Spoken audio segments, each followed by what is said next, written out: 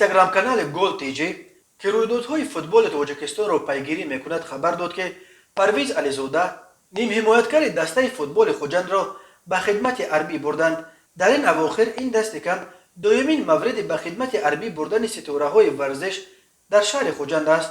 روز 10 نوامبر همگی یک روز قبل از سفرش به چمپیونات سامبو جهان به تاشکند، باباخان میرزازاده عضو تیم ملی گشتین سامبو تاجیکستان را طریق ابلاغ مجبوری به ارتش فرستاده بودند.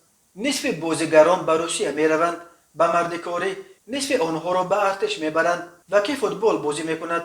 به فکر شما فوتبال بازان کسبی باید خدمت کنند یا نه؟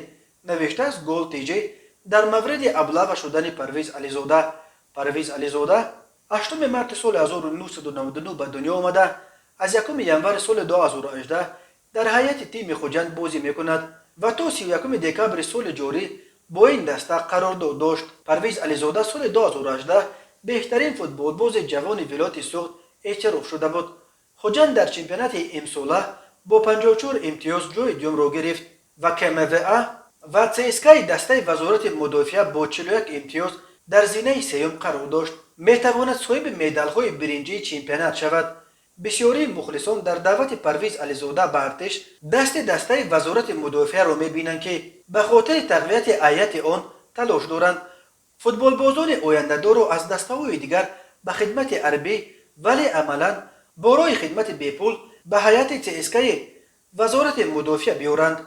سامانه ترانسفر مارکت ارزش پرویز علیزاده را در بازار فوتبال 100,000 یورو برآورد کرده است، ولی در صورت دعوتش به ارتش او مجبور است در هیئت CSKA وزارت مدافعه بیپول بازی کند. پهلوی دیگری مسئله که مخلصان توجه کردند این کوشش محض از حساب ورزشگران شناخته پر کردن نقشه دعوت در خوجند است.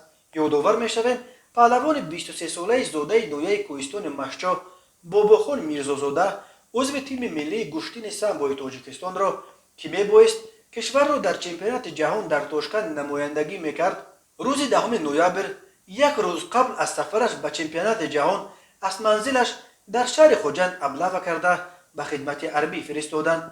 مخلصان این عمل کارمندان کمیسریات حربی را هموزن خیانت به منفعت‌های کشور مانعداد کردند، چون که باباخان میرزازاده ماه ایون سال جاری در چمپیونات آسیا در همان تاشکند در وزن تا 58 کیلو در مسابقات سامبوی رزمی عنوان چمپیون آسیا را به دست آورده است. شانس داشت که در چمپیونات جهان نیز برای تاجیکستان مدال بیارد، ولی کدام با عقل از کمیسریات حربی فکر کرده است که جهان پهلوان در یگان قسم حربی به وطن بیشتر خدمت میکند تا در چمپیونات جهان.